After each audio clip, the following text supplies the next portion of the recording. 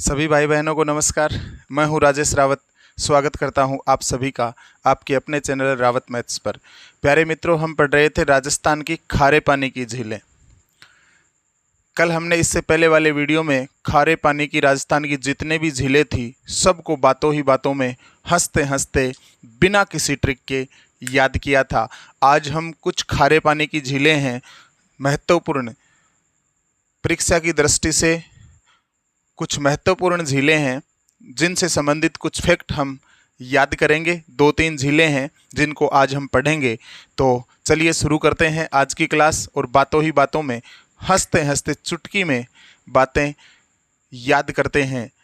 तो आपसे निवेदन है, यदि आप चैनल पर पहली बार पधारे हैं तो कृपया चैनल को सब्सक्राइब कर लीजिएगा।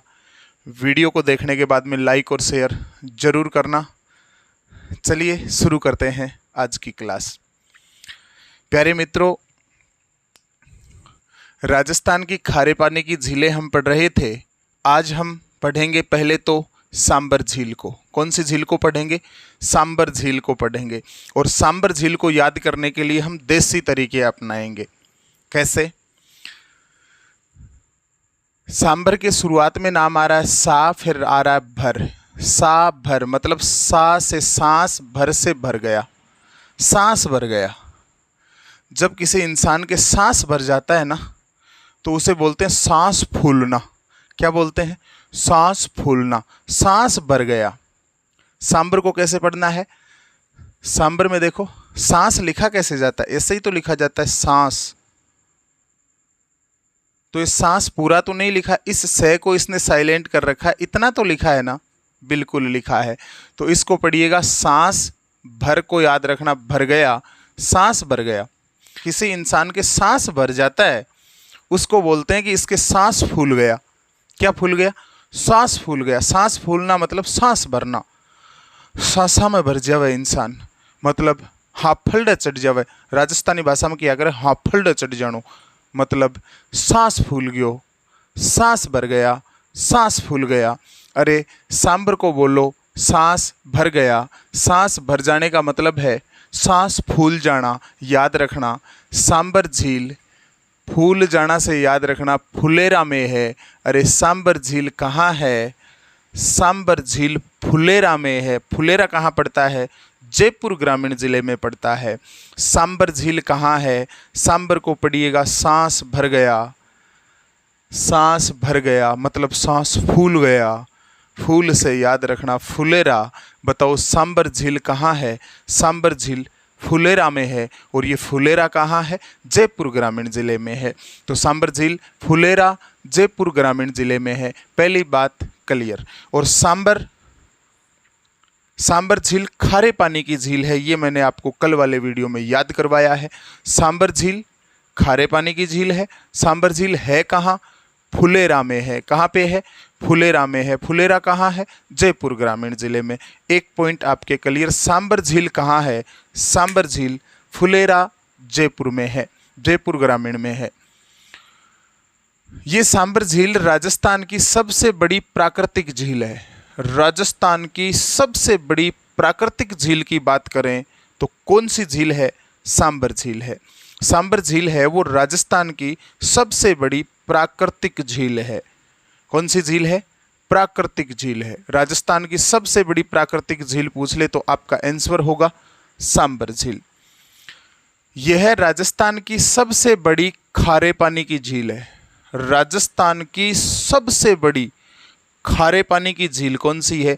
सबसे बड़ी खारे पानी की झील है वो सांबर झील है। एक फैक्ट कल वाले वीडियो में मैंने आपको याद करवाया था, राजस्थान की सबसे खारी झील कौन सी है? तो आंसर जाएगा पचपदरा बालोतरा। कौन सी झील? पचपदरा झील है वो राजस्थान की सबसे खारी झील है। यहाँ बात हो रही है राजस्थान की सबसे बड़ी खारे पानी की झील कौन सी है? सांबर झील है। सबसे बड़ी खारे पानी की झील पूछे सांबर झील बताना, और सबसे खारी झील पूछे राजस्थान की तो पचपदरा बालोतरा बताना। आई बात समझ में? तो यहाँ सांबर झील को पढ़ रहे हैं। ये सांबर झील राजस्थान की सबसे बड़ी प्राकृतिक झील है। ये सांबर झील राजस्थान की सबसे बड़ी खारे पानी की झील है। और ये सांबर झील राजस्थान की सबसे बड़ी है, लेकिन भारत की दूसरी सबसे बड़ी खारे पानी की झील है। राजस्थान की तो पहली है, राजस्थान की सबसे बड़ी खारे पानी की झील है, लेकिन भारत की बात करें तो भारत की दूसरी सबसे बड़ी खारे पानी की झील है। तो फिर भारत की पहली कौन सी है? कमेंट बॉक्स में कमेंट करके बताइएगा कि भारत की सबसे बड़ी खारे पानी की झील कौन सी है। अगर आपको आंसर आता है तो आप कमेंट बॉक्स में कमेंट कर चुके होंगे। आंसर भी मैं बता देता हूँ। भारत की सबसे बड़ी खारे पानी की झील है चील उड़ी, चील उड़ी, चिल्का झील उड़ीसा, चील उड़ी। मैंने जैसे याद किया था वैसे ही आपको बता रहा हूँ। भारत की सबसे बड़ी खारे पानी की झील है चिल्का झील उड़ीसा। मैंने कैसे याद किया था? चील उड़ी, चिल्का झील उड़ीसा भारत की सबसे बड़ी खारे पानी की झील है। लेकिन भारत की दूसरी बड़ी खारे पानी की झील की बात करें तो आंसर आएगा सांबर झील। कौन सी झील? सांबर झील। आगे देखिएगा, समुद्र तल से ऊंचाई, समुद्र तल से ऊंचाई कितनी है इसकी? 367। सांबर झील की समुद्र तल से ऊंचाई कितनी है? समुद्र के तल से इसकी ऊंचाई है वो 367 मीटर है। प्यारे मित्रों, जैसे जैसे समुद्र तल से ऊंचाई की बात कर रहा है, जैसे जैसे हम ऊंचाई की तरफ जाते हैं सांस लेने में तकलीफ होती है, सांस फूलने लगता है, क्योंकि जैसे जैसे ऊपर जाएंगे ऑक्सीजन का लेवल घटता जाएगा, हवा का दबाव घटता जाएगा। घटता जाएगा कि नहीं घटता जाएगा? बिल्कुल घटता जाएगा। तो सांस फूलने लग जाएगा, सांस लेने में दिक्कत हो जाएगी। क्या फूलने लग जाएगा? सांस है ना, सांस, सांस को मैं सी लिख रहा हूँ यहाँ, सांस फूलने लग जाएगा। गैस भर जाएगी पूरे शरीर में। सांस फूलने लग जाएगा और शरीर में क्या भरने लग जाएगी? गैस भरने लग जाएगी। गैस गैस हो जाएगी, क्योंकि बाहर निकलेगी नहीं, अंदर ही अंदर रहेगी वो। सांस फूलेगा, गैस भर जाएगी। सांस फूलेगा, सांस फूलेगा, गैस भर जाएगी। सी है वो 3 नंबर पे आता है ABCD में। एफ है वो 6 नंबर पे आता है जी ABCD में। 7 नंबर पे आता है। जैसे जैसे समुद्र तल से ऊंचाई पे जाओगे आप, सांस फूलने लगेगा। सी सांस फूलने लगेगा और गैस भर जाएगी। सी से याद रखना 3, एफ से याद रखना 6, जी से याद रखना 7।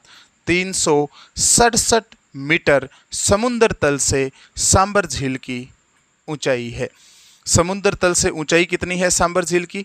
367 मीटर। सांस फूलने लगेगा, गैस भर जाएगी, गैस की शिकायत हो जाएगी। CFG, सी 3 नंबर पे आता है, एफ 6 नंबर पे आता है और जी 7 नंबर पे आता है। 367 मीटर समुद्र तल से ऊंचाई है। किसकी? सांबर की। सांस भर गया से याद रखना, सांस फूलने लगेगा, गैस भर जाएगी, सांस भर गया, सांस फूल गया। 367 मीटर। आशा करता हूँ याद हुआ होगा। कुल क्षेत्रफल की बात करें तो इसका कुल क्षेत्रफल कितना है? कुल क्षेत्रफल है 150 वर्ग किलोमीटर। 150 किलोमीटर स्क्वायर सांबर झील का कुल क्षेत्रफल है। सांबर को मैं कैसे बोल रहा हूँ? सांस भर गया। सांबर को क्या बोल रहा हूँ? सांस भर गया। अब बताओ, सांस भर गया, सांस भरेगा तो गैस भरेगी पेट में, गैस, सांस भरेगा, गैस पेट में भरेगी, तो भाई साहब पेट का क्षेत्रफल बढ़ेगा कि नहीं बढ़ेगा? बिल्कुल, पेट का क्षेत्रफल बढ़ जाएगा। क्या बढ़ जाएगा? सांस भरेगी तो क्षेत्रफल बढ़ेगा। किसका? पेट का। पेट फूल जाएगा। अब भाई साहब क्षेत्रफल को कम करना है तो क्या करना पड़ेगा? क्षेत्रफल को कम करना है ना, तो एक गोली लेनी पड़ेगी 5 रुपए की। क्या लेनी पड़ेगी? 5 रुपए की गोली लेनी पड़ेगी आपको और आपका क्षेत्रफल कम हो जाएगा। आपको क्या करना पड़ेगा? सांबर झील का कुल क्षेत्रफल देख रहे हैं। अरे सांबर को मैं बोल रहा हूँ सांस भर जाएगा। जब सांस भर जाएगा तो भाई साहब क्षेत्रफल बढ़ेगा कि नहीं बढ़ेगा? पेट फूल जाएगा कि नहीं फूल जाएगा? इस क्षेत्रफल को कम करना है तो आपको एक इलाज करना पड़ेगा। एक गैस की 5 रुपए की गोली लेनी पड़ेगी। एक 5 रुपए की गोली लेनी पड़ेगी गैस को कम करने के लिए, जिससे क्षेत्रफल कम हो जाए। अरे सांस भरेगा तो क्षेत्रफल बढ़ेगा, और क्षेत्रफल को कम करना है तो एक 5 रुपए की आपको गैस की गोली लेनी पड़ेगी। एक 5 रुपए की गैस की गोली लेनी पड़ेगी। ये गोला, ये जीरो गोली का प्रतीक है।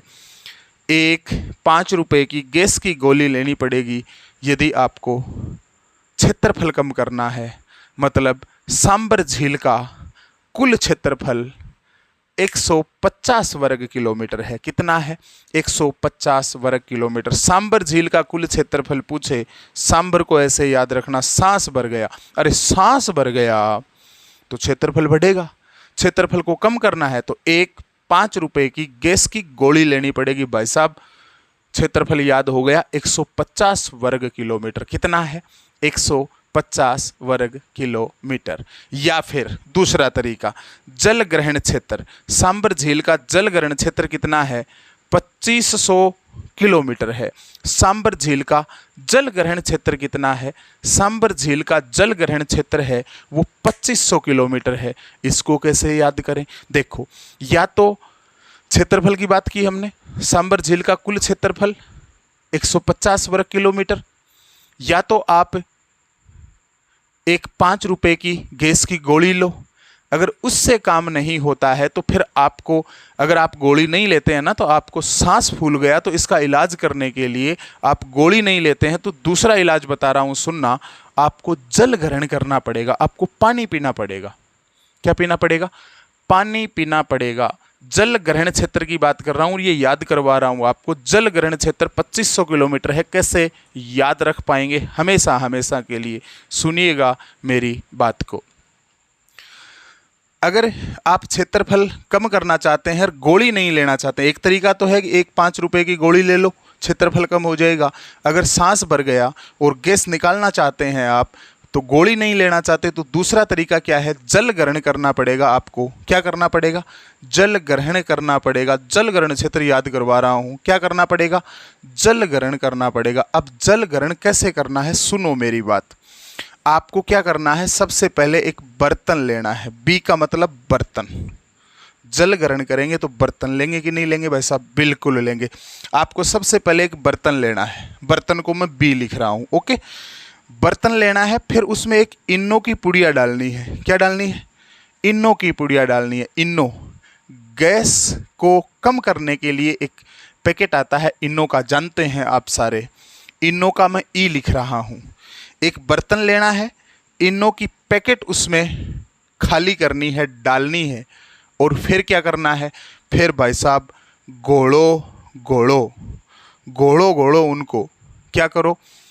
पानी को, बर्तन में जो पानी लिया उस पानी को और उस इनो को, दोनों को मिक्स करो। घोड़ो घोड़ो घोड़ो भाई घोड़ो।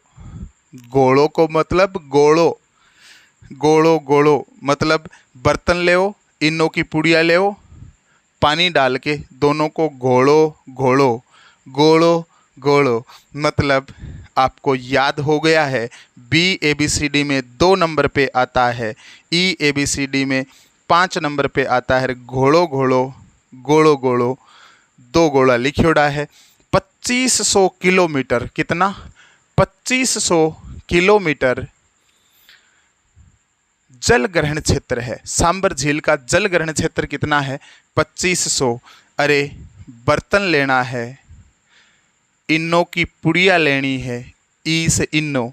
बर्तन लेना है, इन्नो की पुड़िया लेनी है, और फिर फिर पानी और इन्नो को घोड़ो घोड़ो, मिलाओ मिलाओ, घोड़ो घोड़ो घोड़ो घोड़ो मतलब घोड़ो घोड़ो।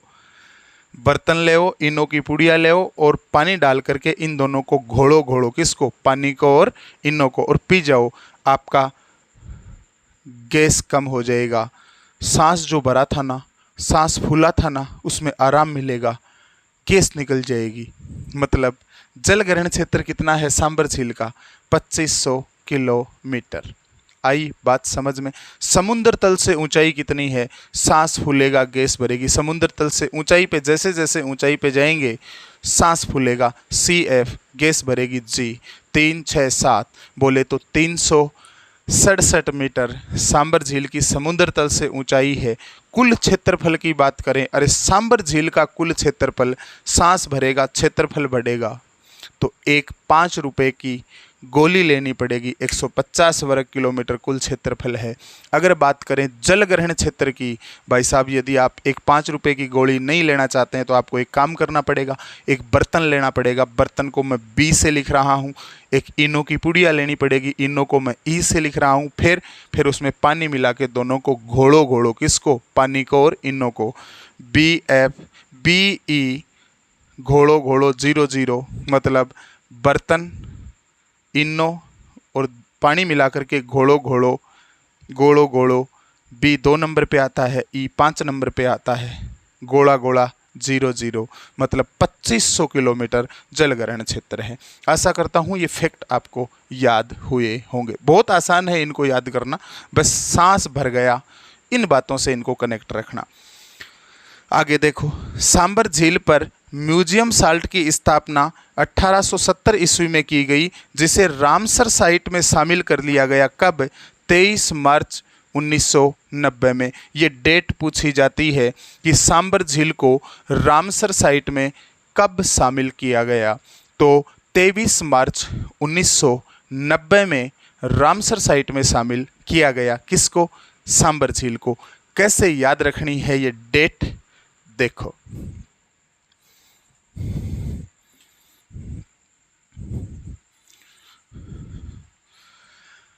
सांबर झील को रामसर साइट की बात कर रहे हैं। सांबर झील को रामसर साइट में कब शामिल किया गया?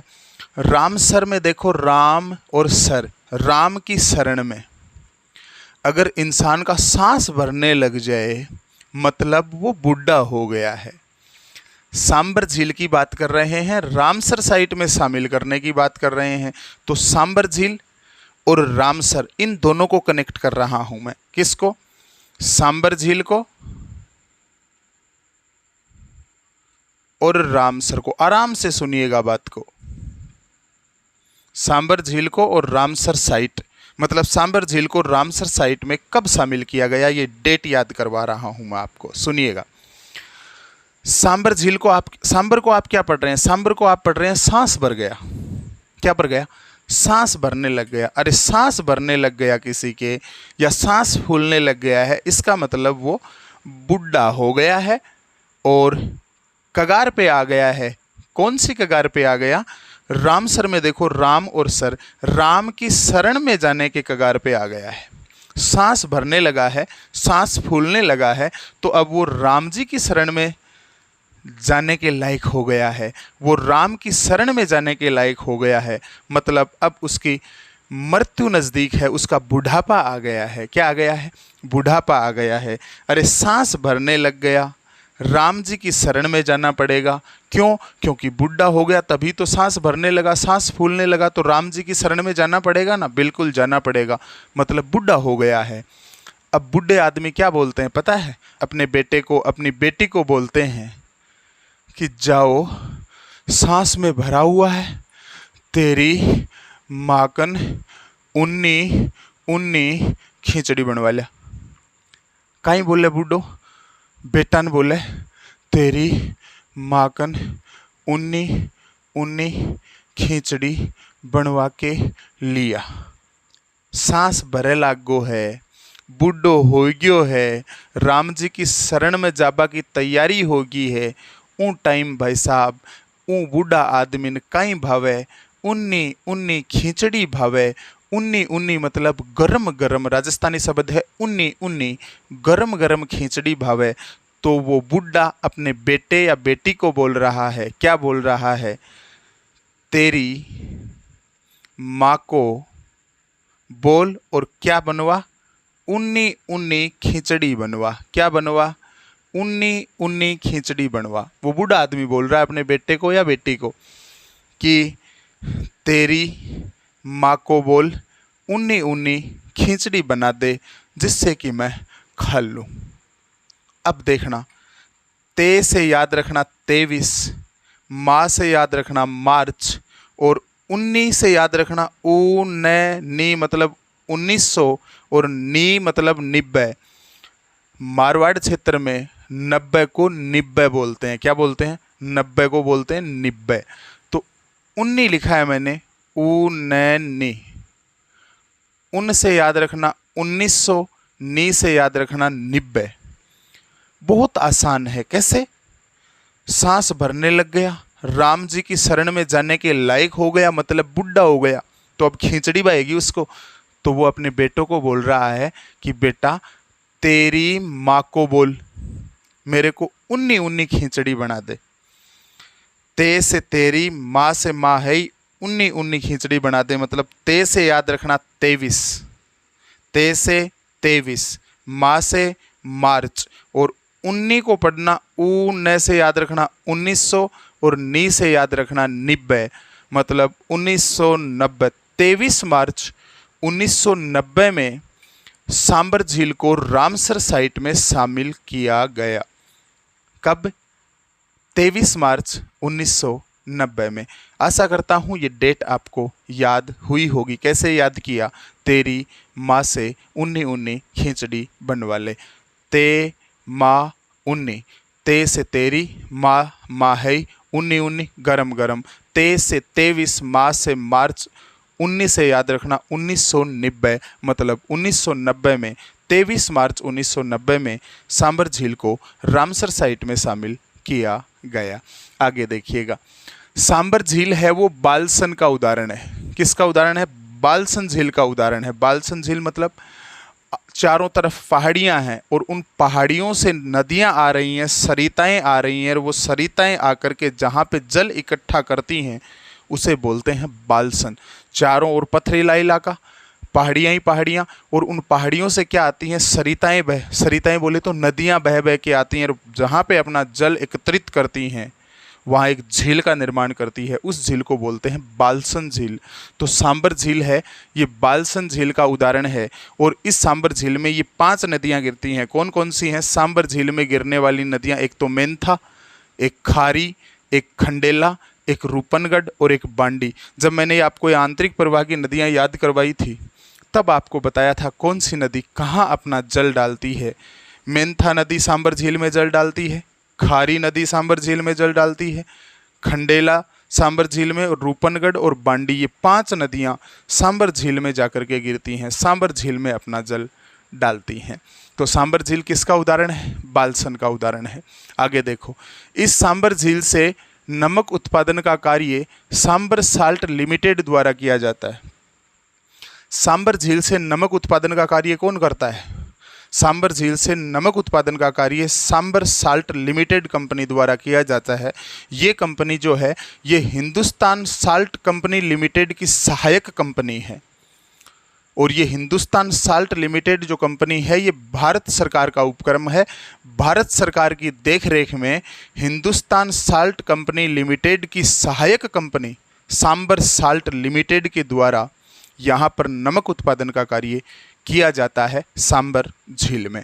ओके, और इसमें केंद्र व राज्य सरकार की हिस्सेदारी है 60 और 40%। केंद्र सरकार की है 60%, राज्य सरकार की है 40%। कैसे याद रखेंगे?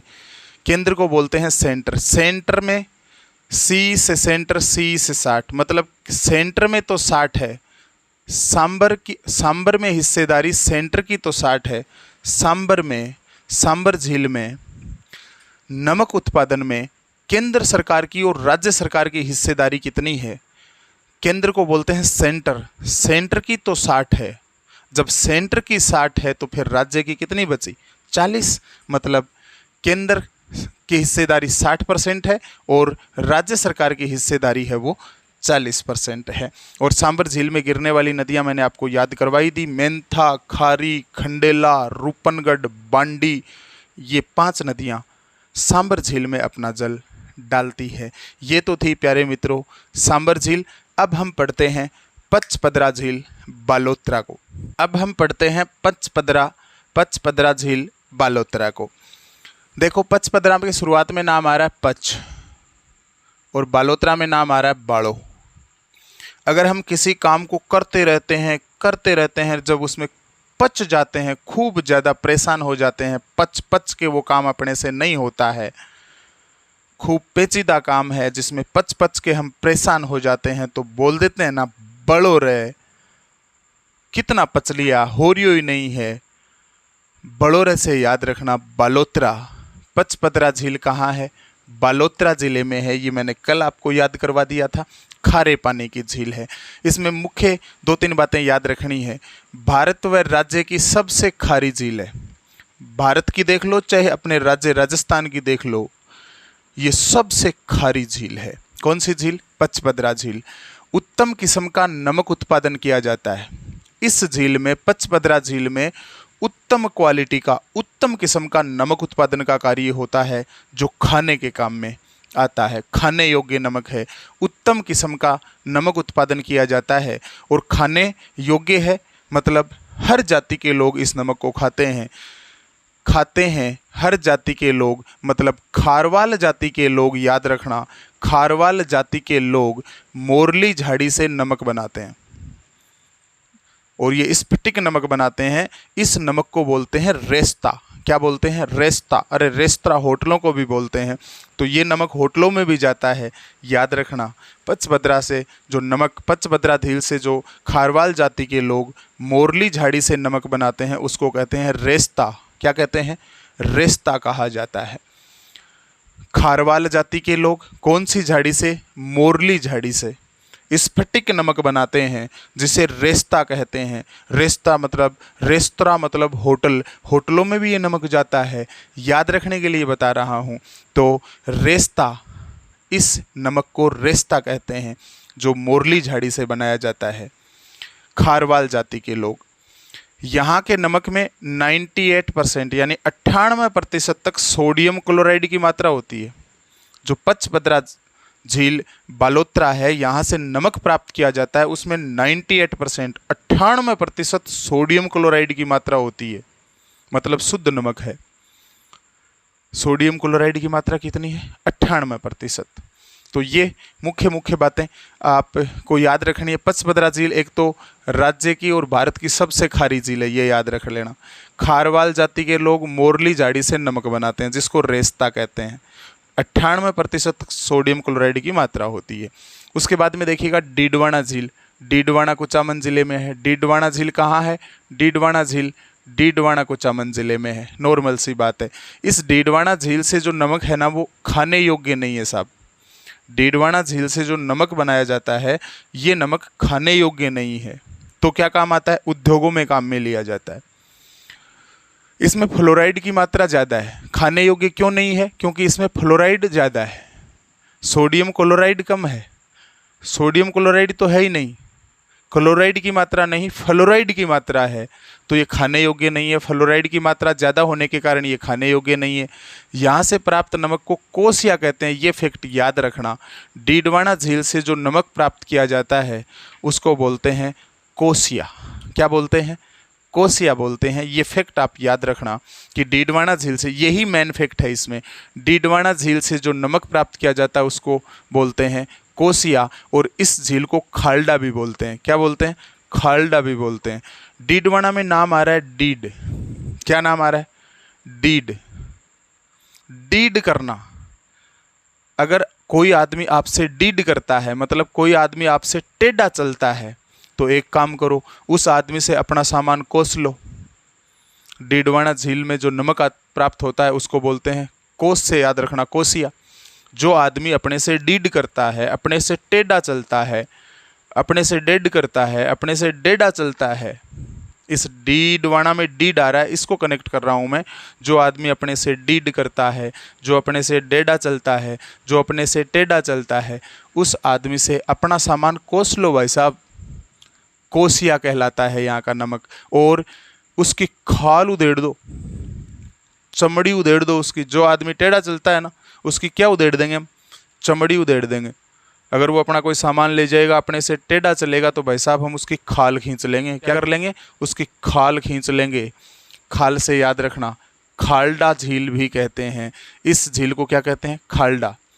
नमक उत्पादन का कार्य राजस्थान स्टेट केमिकल वर्क्स द्वारा किया जाता है। ये फैक्ट भी याद रखना। डीडवाना झील में नमक उत्पादन का कार्य कौन करता है? Rajasthan state chemical works. Rajasthan state chemical works Didwana झील में नमक उत्पादन का कार्य करता है। और नमक का उपयोग, ये जो डीडवाना झील से नमक आता है, इस नमक का उपयोग कागज उद्योग में किया जाता है। किस में किया जाता है? कागज उद्योग में किया जाता है। प्यारे मित्रों, नेक्स्ट वीडियो में हम पढ़ेंगे राजस्थान की मीठे पानी की झील कौन सी हैं। मुख्य मुख्य झीलें है तो बहुत सारी मीठे पानी की झीलें बहुत सारी हैं। मुख्य मुख्य परीक्षा की दृष्टि से जो झीलें हैं उनको हम पढ़ेंगे। राजस्थान में मीठे पानी की झीलें नेक्स्ट वीडियो में मिलते हैं। चैनल पर नए हैं तो कृपया चैनल को सब्सक्राइब जरूर करके जाइएगा। प्लेलिस्ट का अवलोकन कीजिएगा। प्लेलिस्ट में मैंने राजस्थान के त्यौहार, मेले, नदियाँ में पढ़ाई रहा हूँ, झीलें चल रही हैं। प्लेलिस्ट का अवलोकन करिएगा। धीरे धीरे अपने टॉपिक को मजबूत बनाते आइएगा। मिलते हैं नेक्स्ट वीडियो में। तब तक के लिए जय हिंद, जय भारत, राम राम सा, धन्यवाद।